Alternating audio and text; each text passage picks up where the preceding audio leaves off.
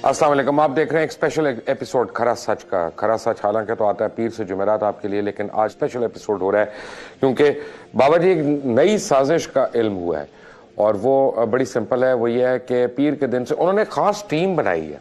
उस टीम में उनके बड़े जय्यद किस्म के जर्नलिस्ट हैं और कुछ इन्वेस्टिगेशन करने वाले कोई चीते भी हैं, और उन चीतों को यह काम सौंपा गया है कि पीर से वो झूठ सच हर किस्म की बात जो है उन लोगों के मुतालिक जिन्होंने उनके खिलाफ कभी भी आके इस प्रोग्राम में बात की है, एक पहाड़ बना दें ताकि लोगों की किसी तरह परसेप्शन को चेंज किया जाए जो मीर शकील रहमान के मुतालिक और उनके यानी ग्रुप के मुतालिक लोगों की बन गई है, ख़ासतौर बाबा जी हिमसेल्फ और जहांगीर सिद्दीकी। बाबा जी आप जो मर्जी साजिश कर लें इंशाल्लाह कामयाब नहीं होगी। आपकी कुर्सी, मैं देखें कराची में हूँ, शदीद बुखार में हूँ, फ्लू है मुझे, लेकिन आपकी कुर्सी मेरे पास खाली पड़ी है, आपका इंतज़ार कर रही है।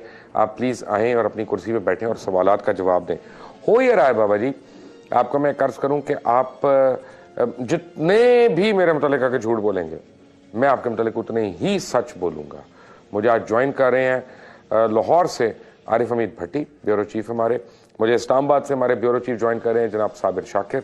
मुझे थोड़ी देर में फ़ोन पे ज्वाइन करेंगे लॉर्ड नज़ीर यूके से, और उनके साथ मुझे ज्वाइन करेंगे अकील करीम डैडी कराची से ही। आप सबका बहुत बहुत शुक्रिया। साबिर शाकिर साहब, मुझे ये पता चला है कि एक बड़ी सीरियस किस्म की प्लानिंग हुई है और जिसके अंदर राजकुमार, डॉन अरसलान जो हैं वो शामिल हैं, और यानी उन्होंने और बाबा जी ने मिल के एक टीम बनाई है, और उस टीम वो इस वक्त भी जो है ना वो सर जोड़ के बैठे हुए हैं कि पीर के दिन से वो किस तरह यानी ऐसी बातें करें कि लोगों का माइंड हमारे ऊपर से हटे और उनको सवालात के जवाबात ना देने पड़े जो पिछले 1.5 से 2 महीने के अंदर हम उनसे पूछ रहे हैं। आपको क्या इसके बारे में कोई इतलात है? ऐसा है, और हमारी जो इतलात हैं हमारे दोस्तों ने बताए हैं जो उधर मौजूद हैं, जो ख़ुद भी इस सारे मामले से काफ़ी तंग नज़र आते हैं।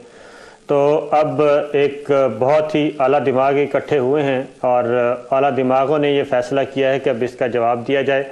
लेकिन इतलात ये हैं कि उनके पास कोई ऐसी ठोस चीज़ें नहीं मिली, और ना ही जब तक ARY के फ़ोरम से उन पर जो एतराज़ात या जो इल्ज़ामात जो हक़ाइक़ पेश किए गए उनका जवाब तो शायद वो ना दे सकें।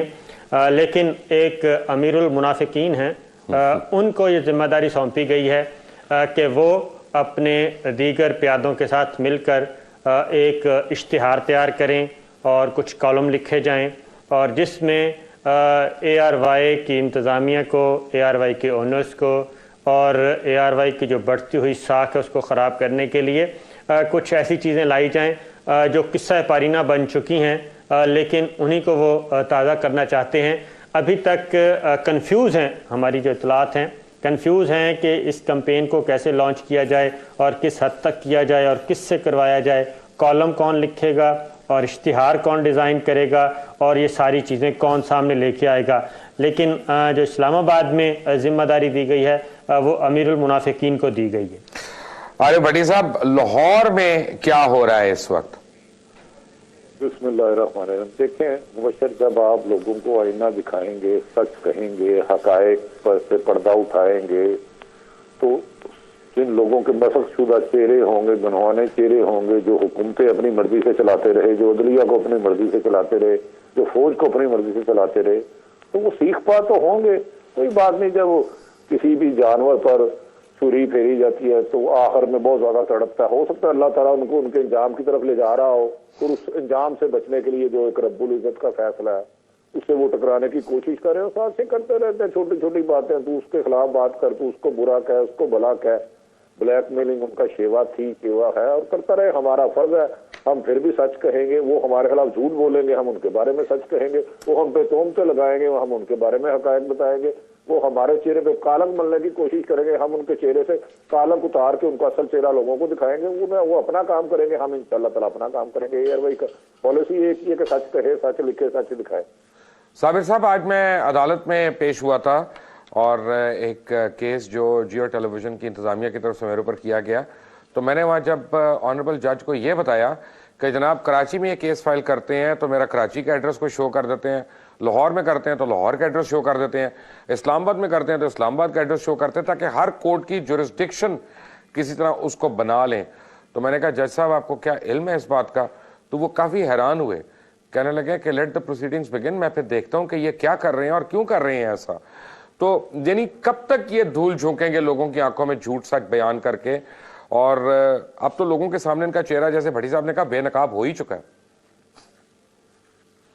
असल में मुबशर बुनियादी वजह ही ये है, ये जो एक झूठी सच्ची कहानी शुरू करने वाले हैं एक इश्तिहारात की कैंपेन के ज़रिए, उसकी बुनियादी वजह यह है कि ये वो फ्रस्ट्रेशन है कि जो कुछ आपने अपने प्रोग्राम में ARY के फोरम पे हक़ाइक़ दिखाए हैं, उनका कोई जवाब उनके पास नहीं है। अगर उनका कोई जवाब होता तो वो ज़रूर सामने लेके आते।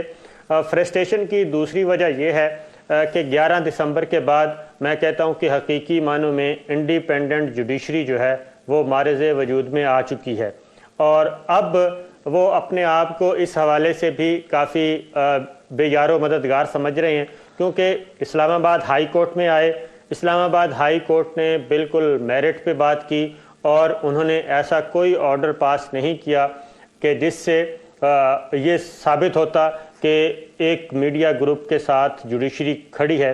वो सिचुएशन तब्दील हो गई।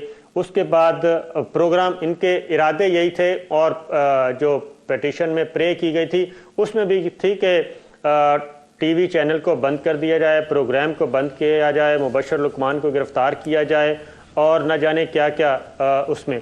और मज़े की बात यह है कि ये इतने पुरुमीद थे, वो डॉक्यूमेंट भी हम दिखा देंगे इंशाअल्लाह मंडे तक, कि जो पहले स्टे लेने गए इस्लामाबाद हाई कोर्ट में, वहाँ पे स्टे एप्लीकेशन में लिखा हुआ था कि रिस्पोंडेंट नंबर फ़लाँ फ़लाँ को, यानी कि ARY को और आपको फ़लाँ प्लाट का कब्ज़ा है, उस कब्ज़े से रोका जाए। ये डॉक्यूमेंट हमारे पास आ चुका है, लेकिन इस वक्त नहीं है, वो आपको इंशाल्लाह दूंगा मैं मंडे को, आप दिखा देना। इस हद तक ये थे कि जो भी हम लिख के लगा देंगे हमारी प्रे एक्सेप्ट होगी और स्टे दे दिया जाएगा। एक तो वो इनके ख्वाब जो हैं वो पूरे नहीं हुए। फिर लाहौर हाई कोर्ट का रुख किया। लाहौर हाई कोर्ट में भी आपने देखा एक इंडिपेंडेंट जुडिशरी जो करती है वही किया और मेरिट पे फैसला किया, और इनका जो हुक्म इम्तनाई की दरख्वास्त थी वो खारिज कर दी। अब इनको ये बात अच्छी तरह समझ आ चुकी है कि हालात तब्दील हो चुके हैं और ये धौंस और धांधली से अब काम नहीं चलेगा। अब इनको मेरिट पे तो कोई चीज़ नज़र नहीं आ रही। अब दूसरी तरफ ये कर रहे हैं, आला दिमाग इनके इकट्ठे हुए हैं जिन्होंने पिछले तकरीबन 6-8 साल से वो आपस में मिलके खेलते रहे हैं, और इधर से खबर लगती थी, उधर से 100 मोटर नोटिस होता था, और उसके बाद फिर एक ब्लैकमेलिंग का नया सिलसिला शुरू हो जाता था।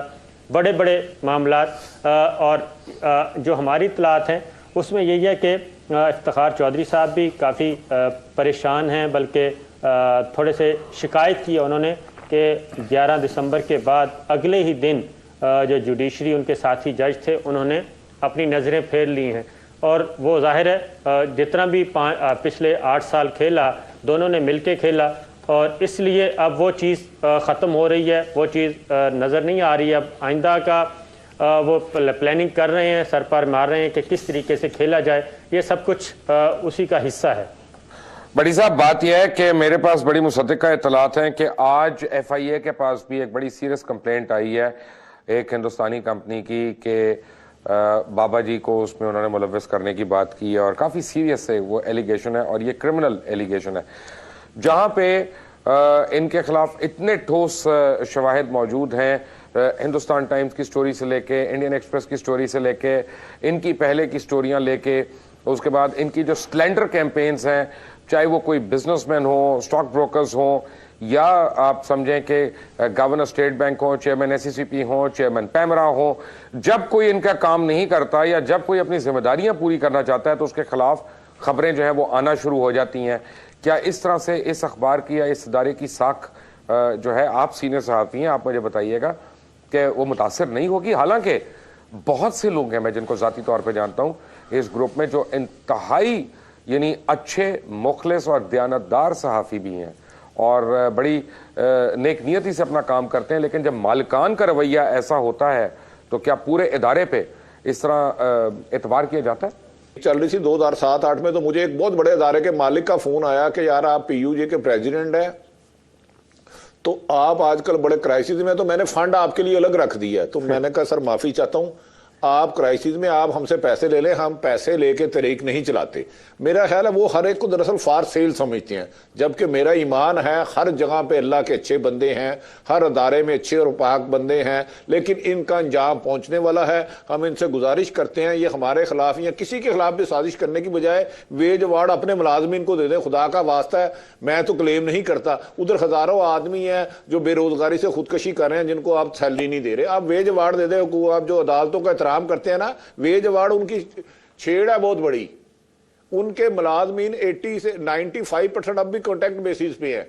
ये क्या इंसानी हकूक की बातें करते हैं, ये क्या सच्चाई दिखाने की बातें करते हैं? गिरेबान में झांके अपना। इस लोगों को खबरों के जरिए, कालमों के जरिए, प्रोग्रामों के जरिए ब्लैकमेल नहीं किया जा सकता। लोग बाशऊर हैं और अल्लाह ताला ने उनको अच्छाई और बुराई का फर्क जानने की समझ दी है। बाबा जी, आपके लिए एक सरप्राइज है पीर के दिन, और एक बहुत बड़ी सरप्राइज है आपके लिए जुमेरात के दिन। आपको मैं वादा करता हूं, अगर अल्लाह करीम ने मुझे जिंदगी दी और सेहत दी, तो जुमेरात को मैं आपको दहला देने वाली एक खबर दूंगा, और आप भी याद करेंगे कि सच बोलने वाले कितने स्ट्रांग होते हैं और उनका अल्लाह किस तरह से हामी और नासिर होता है। एक ब्रेक से जब मैं आऊंगा तो मेरे साथ साबिर शाकिर होंगे, आरिफ भट्टी होंगे, और लंदन से लॉर्ड नज़ीर ज्वाइन करेंगे, और कोशिश करूंगा कि अकील डैडी से भी इसी ब्रेक में बात हो जाए। और जिनका इंतजार रहेगा, बाबा जी का इंतजार रहेगा। आज एक नई साजिश कर रहे हैं बाबा जी, ARY के मालकान के मेरे हर उस शख्स के खिलाफ, जिसमें अकील करीम डैडी हैं, लॉर्ड नज़ीर हैं, जिसमें और उनके पुराने साबिक चार्टर्ड अकाउंटेंट हैं, जिसमें फैसल रज़ा आब्दी हैं। वो तमाम हजरात जिन्होंने इस प्रोग्राम में आके हिम्मत पैदा की कि वो एक बुराई का सामना करें और उसको एक्सपोज करें, उनके लिए अब झूठ सच के जो हैं वो पहाड़ बनाने के लिए, इश्तिहारात बनाने के लिए और ख़बरों का एक ना ख़त्म होने वाला तांता बनाने के लिए सर जोड़कर बैठ गए हैं। राजकुमार अरसलान इस वक्त उनकी सरबराही कर रहे हैं, और दुबई में कहीं पे एक नामालूम मकाम से बाबा भी सरबराही कर रहे हैं। एक ब्रेक के बाद, टेक अ ब्रेक।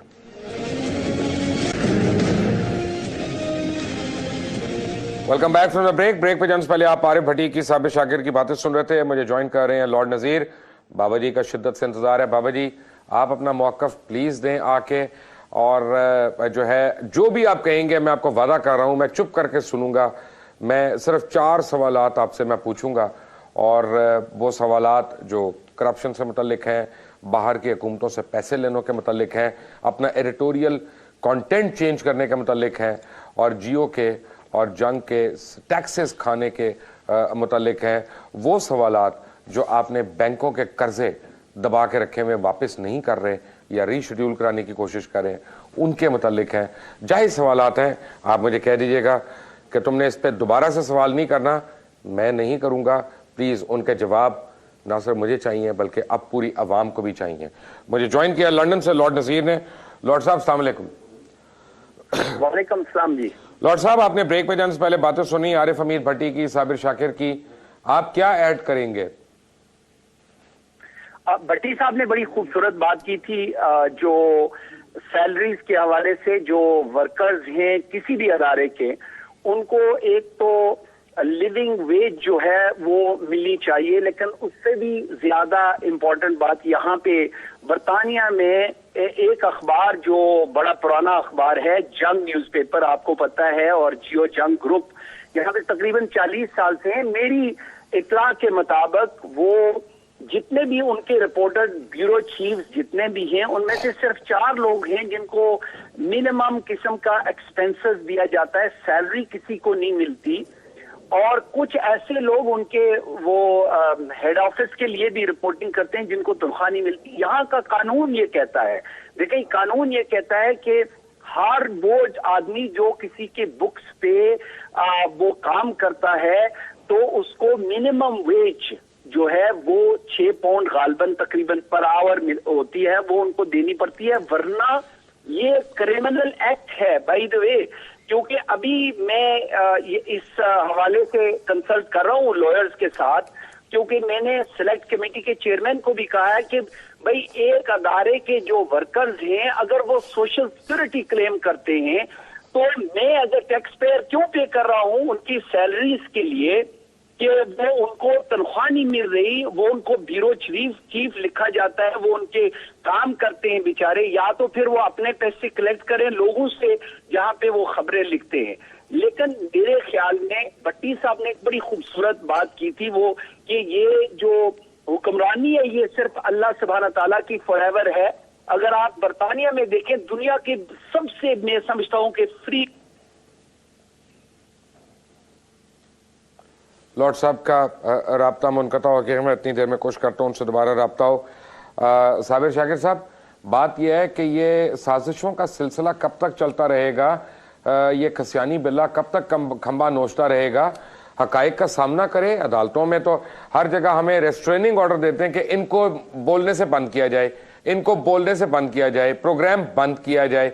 तो मेरा मतलब है कि हम बोलें और उनके मुतालिक बोलें तो प्रोग्राम बंद हो, लेकिन वो बोलें जिसके मर्जी मुतालिक बोलें, झूठ बोलें और तोहमतें भी लगाएं, तो वो सहाफत के अलम बरदार। ये बाबा जी का कैसा दोहरा मेयार है? मेरा ख्याल है मुबश्शिर साहब एक और बात भी बता दूं, ये सिर्फ यहाँ पे कैंपेन नहीं तैयार की जा रही, बल्कि एक और इतला भी है कि अमेरिका में भी पिछले दिनों उन्होंने मशवरा किया, मुमताज़ जो कानूनदान हैं इनके साथ मुताल्लिक, उनके साथ मशवरा किया कि अमेरिका में भी ARY के ख़िलाफ़ एक दावा दायर किया जाए और वहाँ भी सिविल सूट किया जाए। मैं समझता हूँ कि ये जितने भी इन्होंने ARY के ख़िलाफ़ पेटिशंस फाइल की हैं, मेरा ख्याल है कि ये इनके गले पड़ जाएंगी, क्योंकि अब इनको अपना मौक़िफ़ साबित करने के लिए मैदान में आना पड़ेगा और एक ही रास्ता बचेगा, अब इनके पास ये तमाम पेटिशनें वापस ले लें। अगर ये पेटिशनें वापस नहीं लेते तो हमारे पास बेहतरीन फोरम होगा कि वहाँ पर जाके जो हमारे पास हक़ाइक़ हैं, डॉक्यूमेंट्स हैं, दस्तावेज़ी शहादतें हैं, दस्तावेज़ी सबूत हैं, वो सारे के सारे हम अदालत को देंगे और ज़ाहिर है अदालत उस पर फ़ैसला करेगी। एक और बात भी बता दूं कि ये सिर्फ जो मामला है सिर्फ बिज़नेस कम्युनिटी तक नहीं है, लॉर्ड नज़ीर तक नहीं है, बल्कि जब ये 11 दिसंबर से पहले की बात कर रहा हूँ, एक जो इस्लामाबाद हाई कोर्ट में मामला था, उससे पहले चौधरी एतजाज़ एहसन के साथ रब्ता किया गया। चौधरी साहब को ख़रीदने की हर मुमकिन कोशिश की गई और मैसेजेस मौजूद हैं, महफूज हैं, जिसमें कहा गया कि आप इस तरफ आ जाएं, आपको हमारी तरफ आने से बहुत ज़्यादा फ़वाइद मिल सकते हैं। तो जो कि चौधरी साहब ज़ाहिर है एक बाअसूल सीजनड आदमी हैं, उन्होंने ऐसी कोई भी पेशकश कबूल नहीं की। तो इससे आप अंदाज़ा कर लें कि अब ये किस तरफ जा रहे हैं कि कोई ज़्यादा से ज़्यादा कोशिश कर रहे हैं कि जो वकला हैं उनको अपने पैनल पे ले आएँ या उनको एंगेज करें। उनके सिर्फ ये गारंटी ले रहे हैं कि आप ARY की तरफ से अदालत में ना जाएं, बाकी काम मामला हम पे छोड़ दें, लेकिन वो इसमें भी कामयाब नहीं हुए। फिर अमेरिका में भी सिविल सूट करने का इनका चल रहा है, सलाह मशवरा चल रहा है, लेकिन मेरा ख्याल है उधर भी जाएंगे तो उधर भी ज़ाहिर डॉक्यूमेंट्स हमारे पास मौजूद हैं, वो भी देने पड़ेंगे। इसलिए जिस तरफ ये चल पड़े हैं और जिस तरीके से इनको मशवरे दिए जा रहे हैं, मेरा ख्याल है कि आने वाले दिनों में इंशाअल्लाह जो फतह है वो असूल की होगी, हक़ाइक़ की होगी और हक़ाइक़ ज़्यादा देर छुपाए नहीं जा सकेंगे। जी लॉर्ड नज़ीर दोबारा मेरे साथ लाइन पे मौजूद है। लॉर्ड साहब सॉरी, आपका राब्ता मुनक़ता हो गया था, आप बात कर रहे थे। जी मैं यही गुजारिश कर रहा था कि कानून के अंदर रह के जो भी काम करें, लेकिन यहाँ पे रूपर्ट मर्डॉक की जो आपको पता है कि sky TV, times, news of the world, ये सारे, इसके बावजूद ये बरतानिया की अवाम, वो बरतानिया के जो प्राइम मिनिस्टर टोनी ब्लेयर भी उसके साथ खाना खाते थे और डेविड कैमरन भी उनके साथ जो है, अभी वो केस चल रहा है कोर्ट्स में, वो करीबी उनके ताल्लुक थे। लेकिन इसके बावजूद जो अवामी प्रेशर था वो इतना बिल्डअप हो गया था। लॉर्ड लेविसन की इंक्वायरी के बाद यहाँ के रॉयल चार्टर प्रेस के लिए, हालांकि वो इतना स्ट्रांग नहीं है क्योंकि एग्जीक्यूटिव ने बनाना था, लेकिन ये सारा एक्सपोज हुआ और न्यूज ऑफ द वर्ल्ड बहुत पुरानी अखबार को बंद करना पड़ा। भट्टी साहब ने जो फरमाया है और ये बात कहना कि भाई पाकिस्तान में भी ये पहली बार इस ग्रुप के खिलाफ किसी ने, खिलाफ तो नहीं बल्कि हकाइक जो सामने लाए गए हैं, ARY को मुबारकबाद और दूसरे लोग जिन्होंने अमन की आशा की बात मैंने शुरू से ही की थी। मेरा उस वक्त भी कोई इनके साथ जाती तलब, मैं तो जो मालकान है उनको जानता भी नहीं हूं, लेकिन यहाँ के जो दो आदमी जो उनकी चला रहे हैं वो जो कुछ करते हैं और जिस तरीके से मैनिपुलेशन होती है, मैं मसलन आपको मिसाल देता हूं कि आज की जो हेडलाइन है वो जो जिस वजीर ने पाकिस्तानियों को करप्ट कहा था, ये वो साबित करना चाहते हैं कि वो जनाब उससे गलती हो गई, गलती भी नहीं हुई, उसने ये कहा ही नहीं है बल्कि डेली टेलीग्राफ ने गलत कहा। देखिए ये किसके लिए काम करते हैं, बल्कि अगर आप जरा देखें तो किस इंस्टीट्यूशन दुनिया के किस किस किनारे से पहले तो फंडिंग कहां से आ रही है, फिर इनके कनेक्शन कहां पे हैं और लॉबी कहां से हो रही है, बैठे कहां हैं और नुकसान किसको पहुंचा रहे हैं, ये आपको जरा देखना होगा। भट्टी साहब एथिकली तो बहुत ही गलत बात है ना कि आप बैरूनी ताकतों से आप पैसे लेते रहें और यहाँ पे आप पेड कंटेंट जो है उसको दिखाएं और नजरिया पाकिस्तान को बदलने की कोशिश करें उनकी ख्वाहिशात के मुताबिक। और पाकिस्तान में जो इक़दार हैं हमारी, चाहे वो समाजी इक़दार हों, सोशल इक़दार हों या मजहबी इक़दार हों, उनको मस्क करने की कोशिश करें। और बात यह है कि मेरे लिए तो पाकिस्तान का मतलब एक ही है, ला इलाहा इल्लल्लाह, और आपकी कैंपेन्स जो हैं उसको बदल के बात करें। तो क्या ये सोचने का मकाम नहीं है कि ये वर्स्ट केस ऑफ जर्नलिज्म है? देखिए मुबशर, मैं आज छोटी सी गुजारिश करना चाह रहा हूँ, मुझे 1-2 मिनट दे दें। अगर ये बात हकीकत है कि कोई साजिश कर रहा है तो मैं उनसे गुजारिश करता हूँ खुदारा ये काम ना कीजिएगा। हजरत अली मौला शेर खुदा हजरत अली रजी अल्लाह ताला अन्हा का फरमान है कि जिस शख्स के पास खोने के लिए कुछ ना हो उसे खौफजदा करने की कोशिश ना करो। अगर इन्होंने कोई ऐसी, या मैंने भी, मेरा भी कोई राइट नहीं है किसी की किरदार कशी करने का, ना हक, अगर की तो मैं आपको यकीन कहता हूँ ऐसे ऐसे इंकशाफात होंगे ये मुंह नहीं दिखा सकेंगे। और रह गई जो अमन की आशा, मैं प्रेसिडेंट था PUA तो मुझे किसी ने कहा कि जाना है, मैं कहा जी मैं तो इंडिया नहीं जाता, मैं अल्हम्दुलिल्लाह मुझे फ़ख्र है, सबसे पहले मुसलमान हूँ, दूसरा मेरा फ़ख्र है पाकिस्तान हूँ। मैं तो भाई ना इंडिया के खिलाफ पहले मुज़ाकरात के हक में था, ना आज हूँ ना कल होऊंगा। मुझे अपना मुल्क अच्छा है बुरा है मैं हज़ारों तनकीद करता हूँ, इसके लिए जानो माल मेरा, मेरे बच्चे हाजिर है। मेरी तो ख्वाहिश है बचपन से कि मैं जहाद करूं। ये जो लोग इंडिया के मामे बनते हैं जो भी हैं, उन्हें के खुदा रसूल के वास्ते छोटे से माली फ़ायदे के लिए मुल्क का नुकसान ना करे।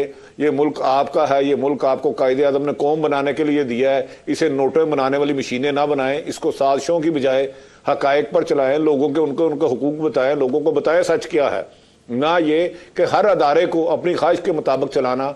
ये न अहमकों की जन्नत में रहते हैं। अब ये 98 नहीं रहा, अब पुराना दौर नहीं रहा, अब अवाम बाशऊर है। अगर मैं झूठ बोलूंगा तो मुझे भी आग लोग गिरेबान अभी तक ये उसी तरह कर रहे हैं। मैं आपको बताता हूं कि मुझे, मैं आपको चैलेंज करता हूं मुबशर साहब, ऐसे ऐसे इंकिशाफात करूंगा कि ये अपना चेहरा नहीं दिखा भाईजान मेरे पास कुछ तस्वीर भी आ गई हैं दुबई के नाइट क्लबों की। मैं तो, मेरी शराफत है कि मैं जाती चीजें नहीं दिखाता और मैं नहीं दिखाना। आप जो आपने अभी बात की वो अरसलान की, उसके बारे में तो ऐसे ऐसे इंकशाफात हैं कि अरसलान बेचारा, मैं बता दूं कि अल्लाह ताला माफ करे, मत छेड़े मुझे, मत छेड़े उसे के 97 98 में कोठी गुलबर्ग में क्या करता रहा है, उसको को खुदारा ना करे। अब भी सुप्रीम कोर्ट की गाड़ियां वापस कर दे, खुदारा इस अदालत को, मुल्क के अदालती निजाम को, इस मुल्क के अदालती निजाम को अब्बा जी की अदालत छोड़ दिया के लिए अर्ज है कि वो साहब राजकुमार साहब इस वक्त भी कराची मैरियट में और पूरे पुलिस की प्रोटोकॉल एंजॉय कर रहे हैं। नहीं, यही तो इस जुल्म है इस मुल्क का है, जो हमें जिनको हमने काजी बनाया, चौकीदार बनाया, वही हमारे लुटेरे हैं, हमारे मुंसफी, हमारे राजन है। मुबशर साहब, हम तबाह ही इसी वजह से हुए हैं कि हमें नेकी और बुराई का फर्क ही नहीं रहा। हमने बताया ना वो किस कैपेसिटी में इसको जो भी दे रहा है, फोर्स दे रहा है, वो भी उतना मुजरम है। एक छोटी सी ब्रेक के बाद आते हैं, टेक अ ब्रेक। मेरा सवाल एक है और मैं लॉर्ड नजीर से पहले मैं बाबा जी से सवाल पूछना चाहता हूं कि बाबा जी, क्या ये सच है कि दूसरी हुकूमतों से आप पैसे लेके आप पाकिस्तान के जो नजरिया पाकिस्तान है उसको तब्दील करने की कोशिश की, जरा सोचिए कैंपेन में क्या ये सच है? प्लीज मेरे प्रोग्राम में आके जवाब दे दें, वैसे दे दें, दूर से जवाब दे दें कहीं से, मैं यहाँ पे मनवन आपका जवाब चलाऊंगा एज इट इज। लॉर्ड नज़ीर, पाकिस्तान में दो किस्म के लोग नहीं चल सकते, आप मेरी बात याद रखें। एक वो जो गुस्ताख रसूल हो, जो इस्लाम के खिलाफ हो, और दूसरा वो जो पाकिस्तान की सालमियत के खिलाफ हो, जिससे बू आती हो रॉ की या इंडियन इंटेलिजेंस एजेंसीज की लिंकेजेस की। पाकिस्तानी इस बात पे, इन दो बातों पे बहुत क्लियर है।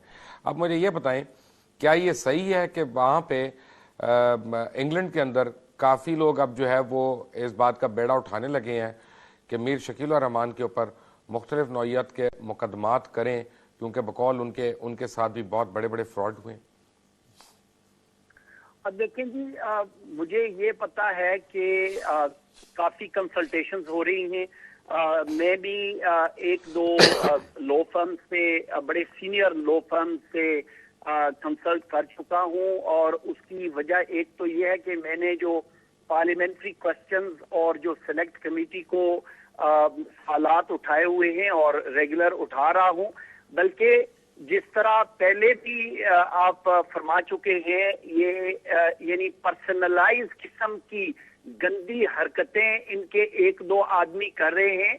मुझे मेन स्ट्रीम मीडिया से पता चला है कि वहां पे जनाब कोई शवाहिद पेश करने के लिए उनके, ताकि ये अपने अखबार में ना चलें और वो वहां पे कुछ मेरे खिलाफ चलाएं। अभी ऑलरेडी, यानी ये पिछले हफ्ते की बात है कि उनके कांटेक्ट पॉलिटिकल पार्टीज, बल्कि मुस्लिम लीग नून के पास गए हैं जी के मुबशर लुकमान के प्रोग्राम में लॉर्ड नजीर आता है, इसलिए वो मियां साहब के खिलाफ है, और इसलिए वो, या हालांकि कभी मैंने मियां साहब के बारे में कोई बात नहीं की। मैं एक मीडिया नेटवर्क की बात कर रहा हूं जो ब्रिटिश टैक्स पेयर का पैसा जिनको मिला है बगैर कंपटीशन के, नेगोशिएशन के साथ ग्रांट मिला है। और मैं ये पूछना चाहता हूं और पूछता रहूंगा, अभी 4 सवालात और 3 दिन पहले भेजे हैं कि ये कौन से बेसिस थे, इन्होंने क्या ऑफर किया है, इन्होंने क्या अचीव किया है, इनकी इंटरम क्या रिपोर्ट्स हैं, और किस वजह से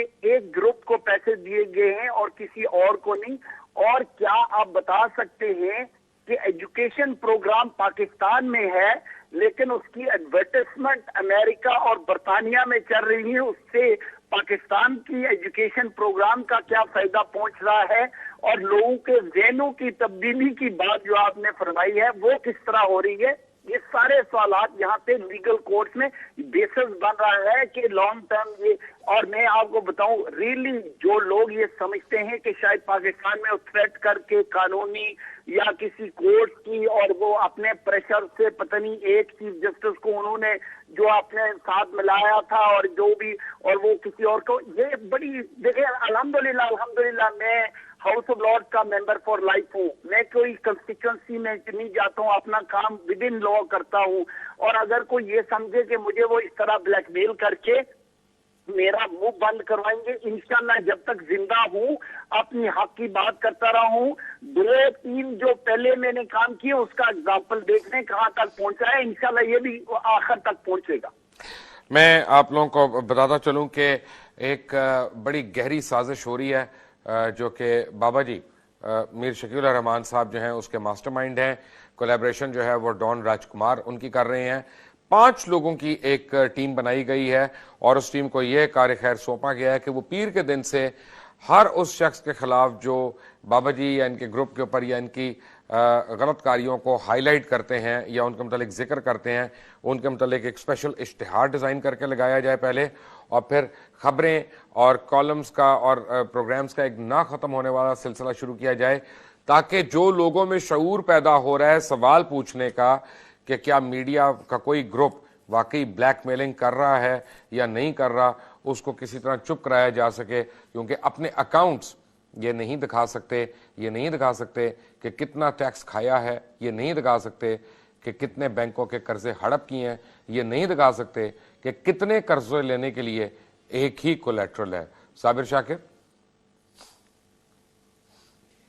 जी बिल्कुल मुबशर, एक और वो आपने कहा कि राजकुमार भी इनके साथ है, एक और भी शेयर कर लूँ इंफॉर्मेशन न्यूज़ कुछ लोगों ने देखा बरसरे आम। अरसलान इफ्तिखार पीर के रोज़ तकरीबन 2-2.5 घंटे की इनकी एक नशिस्त हुई है। बाबा जी के एक पेरोल पे हैं साहब उनके साथ, और उन 2.5-3 घंटों में भी सिर्फ यही मौजू था जो राइट लेफ्ट कुछ दोस्त बैठे थे सुन रहे थे, उसमें भी यही था कि किस तरीके से कंट्रोल किया जाए और जो कुछ हमारे खिलाफ हो चुका है और जो कुछ हमारे बारे में आइंदा आने वाला है उसके साथ कैसे निपटा जाए। तो ये जो स्ट्रेटजी बनाई जा रही है ये सिर्फ इनके अपने जो लोग हैं सिर्फ उनके वो शामिल नहीं है, बल्कि वाक़तन अरसलान इफ्तिखार साहब जो हैं वो इस सारे प्रोजेक्ट में मौजूद हैं और लंबी लंबी नशिस्तें, लंबी लंबी मुलाकातें कॉफ़ी शॉप्स पे, 5 स्टार होटल में और कुछ साइड जो ऐसी जगह होती हैं जहाँ समझा जाता है कि शायद कोई ना देखे लेकिन देखने वाले देख लेते हैं। तो ये सारी प्लानिंग की जा रही है।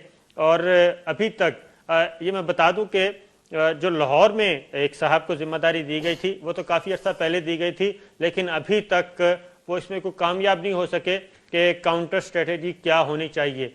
लिहाजा अब इस्लामाबाद एक अमीरुल मुनाफिकीन को ये जिम्मेदारी दी गई है कि वो इस सारे मामले को देखें, क्योंकि वो पहले भी इस चीज़ पे काफ़ी महारत रखते हैं कि किसी की ज़ात पर किसी की पगड़ी कैसे उछालनी है और फिर उसको कैश कैसे करवाना है। तो वो काम अब हो रहा है। लेकिन अभी तक मैं ये भी बता दूं कि इश्तिहार का जो मटेरियल है वो भी फाइनल नहीं कर पाए ये लोग। मुझे ज्वाइन कर रहे हैं अकील करीम डैडी, किसी तारुफ के मोहताज नहीं है। और अकील डैडी, बात यह है कि हमें खबर मिली है कि एक पस पर्दा एक कैंपेन हो रही है, बाबा जी की नई कैंपेन है, जिसमें हर उस शख्स के ऊपर जिसने इस प्रोग्राम में आके उनके घिनौने यानी प्लान्स को बेनकाब किया, चाहे वो डिफिट की पेमेंट हो, चाहे वो ज़रा सोचिए कि पेड कैंपेन हो, चाहे वो CIA से फंड लेने की बातें हों, चाहे वो अमन की आशा के मुतालिक बातें हों, चाहे वो हिंदुस्तान टाइम्स में छपने वाली स्टोरियां हों, चाहे वो इंडियन एक्सप्रेस में छपने वाली स्टोरियां हों, चाहे यहाँ पे रिप्रोड्यूस होने वाली हों या यहाँ की स्टोरियां वहाँ पे रिप्रोड्यूस होने वाली हों, और जिसमें लिंकेजेस, सर्कमस्टेंशियल एविडेंस हो लिंकेजेस का कि इंडियन इंटेलिजेंस एजेंसियों की उस पर बू आती हो। अब वो प्लान कर रहे हैं कि हर उस शख्स के मुतालिक एक कैंपेन शुरू की जाए पीर के दिन से कि डिस्क्रेडिट करने के लिए आपका नाम भी उस कैंपेन के अंदर शामिल है। अकील डैडी साहब, मुबारक हो आपको। नहीं, बहुत अच्छी बात है, क्योंकि मुल्क दुश्मनों के आगे अगर वो हमारे खिलाफ कुछ लिखेंगे तो हमें ज्यादा खुशी होगी। हमें कोई अफसोस नहीं है, क्योंकि हमें एक बात का पता है कि जो हम कहेंगे वो सच कहेंगे, सच के बगैर कुछ नहीं कहेंगे, और अल्लाह की मेहरबानी से वो जो भी कहेंगे झूठ कहेंगे, झूठ के सिवा कुछ नहीं कहेंगे। और जो सबसे बड़ी बात है, मीर सादिक, मीर जाफर, ये सारे रोल दुनिया के सामने हैं। अब मीर शकील साहब आ गए, वो उनके नक्शे कदम पे चल रहे हैं, तो वो हमें तो ज्यादा खुशी होगी कि इस टाइप के लोगों का चेहरा बेनकाब लोगों के सामने हो रहा है। और ये सारा क्रेडिट आपको जाता है कि एक ऐसा नाम जिसके बारे में कोई नाम लेते हुए भी चलता था, आज आप देखें, सोशल मीडिया उठा के देखें, आम फेम लोगों की जबान से सुने, हर आदमी इनके बारे में बात कर रहा है और कोई अच्छी बात इनके बारे में नहीं हो रही है। तो मैं समझता हूँ कि आपने उनको उस सिचुएशन पे भेज दिया है कि अब उनको ये प्रोग्राम, मेरा ख्याल है उनकी अपनी जरूरत भी है, क्योंकि उनको अपनी फेस सेविंग तो चाहिए ना, तो उनके पास सच नहीं है, बस फर्क ये। अच्छा, बाबा जी के साथ उनके अजीज समधी भी शामिल हैं और समधी के साहबजादे भी शामिल हैं, और खासतौर आपको पता है आपके मैं अजीज दोस्त जहांगीर सिद्दीकी का जिक्र कर रहा हूं। ये कितनी को करप्शन करना चाहते हैं अकील भाई इधर इस मुल्क में? कफन की तो जेबें नहीं होती हैं, वहां तो खाली हाथ दफन होना पड़ता है। तो अगर ये अगले यानी इतना नोट कमा चुके हैं कि अगर हर रोज ये 10-10 लाख रुपया भी खर्च करें तो पता नहीं कितने 100 साल वो पैसा नहीं खत्म होगा। तो कितने की हवस होनी है, कितनी और चोरियां करना है मुबशर भाई के पैसे की जो लालच है ना कम नहीं होती। पैसा अच्छे कामों में इस्तेमाल हो सकता है अगर अच्छी तरीके से कमाया जाए, लेकिन अगर बुरी तरीके से कमाते हो तो फिर ये लालच में तब्दील हो जाता है, और लालच जो है इंसान को मार देती है। एमिरेट्स हिल में बैठे हुए हैं ये लोग, इनको पाकिस्तान की आवाम के बारे में इनको कुछ नहीं पता, यहाँ के लोगों का क्या हाल है। इस्लामाबाद में 1000 जर्नलिस्ट इकट्ठे हुए थे 2 दिन पहले, 1000 जर्नलिस्ट वेज अवार्ड के लिए रो रहे थे, कोई उनको पूछने वाला नहीं था। मुझे सिर्फ ये बताएं कि यार इन 1000 खानदानों को आपने उनका गला दबाया हुआ है। ये तो वो लोग हैं जो अपने लोगों का इस्तेसाल कर रहे हैं, ये दूसरों से इनको कुछ एक्सपेक्ट करना नहीं चाहिए। मैं सिर्फ ये कह रहा हूं कि अल्लाह ताला ने कम से कम कुछ ये आप ही के हाथ से कम इनके चेहरे से निकाब हटाया गया, और ये इतना बड़ा काम हुआ है इस मुल्क के लिए कि आप सोच नहीं सकते। क्योंकि जो सिचुएशन पहले शायद हमें बातें किसी के खिलाफ करते हुए अच्छा भी नहीं लगता था, लेकिन जो इनकी सिचुएशन सामने आई है, जो ये जिस रूप में ये सामने आए, मैं समझता हूं कि जो मुल्क दुश्मन है ये जमीन उनके लिए तंग होनी चाहिए। अवाम को सिर्फ रिक्वेस्ट है, खुदा के वास्ते आप इससे अपनी जान छुड़ाए, और जान छुड़ाने का सिर्फ एक ही रास्ता है, एक ही तरीका है, और वो तरीका ये है कि कम से कम आप चैनल देखें ना, कम से कम इन अखबारों को ना पढ़ें जो मुल्क दुश्मनों को फायदा पहुंचा रहे हैं। तो अकील डैडी साहब, बात यह है कि इस अखबार में तो कभी खबर आती है गवर्नर स्टेट बैंक के बारे में, कभी आती है former chairman SECP Mohammad Ali के बारे में, कभी आती है चेयरमैन नादरा के बारे में, कभी आती है DG नैब के बारे में, कभी आती है नैब के चेयरमैन के बारे में, कभी आती है जनाब चेयरमैन पैमरा के बारे में। बाद में पता चलता है कि उन सारों को इनफरादी तौर पे ब्लैकमेल करने की कोशिश की गई, और फिर बाद में उनके खिलाफ खबरें जो है वो शुरू कर दी गई ताकि पब्लिक परसेप्शन बदले। तो क्या ऐसे अखबार की या ऐसे चैनल की क्रेडिबिलिटी जो है वो सवालिया निशान नहीं है उसके? ये तो सारी जिम्मेदारी हमारी गवर्नमेंट की है, हमारी गवर्नमेंट की अब क्रेडिबिलिटी का इशू है। इस वक्त नवाज शरीफ को फोकस करना चाहिए, इन इशू को टेकअप करना चाहिए कि जो आदमी इनके रास्ते में कोई इनकी बात नहीं मानता तो ये उसको उठा के फेंकने के चक्कर में होते हैं, और ये एग्जीक्यूटिव पावर लेके बैठे हुए हैं। तो मैं समझता हूँ कि फिर इनको जीतने की क्या जरूरत थी? जब सब कुछ इन्होंने ही करना था तो फिर पूरा मुल्क इनके हवाले कर दो। और ऐसे लोगों की बातें सुनना, मैं जो इस मुल्क में रहना पसंद नहीं करते, जिनके बच्चे जो है बाहर पढ़ते हों, उनके हवाले कैसे करते हैं ये मुल्क अकील भाई? हम भाई साहब आप ये देखें ना कि जब इतने सारे लोगों की चीखें क्या किसी को सुनाई नहीं दे रही? क्या नहीं पता चल रहा कि ये लोगों से क्या काम ले रहे हैं? रातों रात सिक्योरिटी एक्सचेंज कमीशन के चेयरमैन के खिलाफ होता है, रातों रात स्टेट बैंक के गवर्नर के खिलाफ हो जाते हैं, रातों रात पैमरा के खिलाफ हो जाते हैं। मुझे एक बात बताएं कि ये रेगुलेटर इनको बुरे लगते हैं जो इनकी बात नहीं मानते, और जो इनकी बात मानता है ये उनके आगे उनकी तारीफें छापनी शुरू कर देते हैं। तो मैं कहता हूं कि इसको अब आपको ये तो पता चल गया कि इनके मकासद क्या है। तो इन चीजों को देखते हुए मैं समझता हूं कि आज तो वो ये भी कहना शुरू हो गया कि नवाज शरीफ को इलेक्शन ही हमने जितवाया।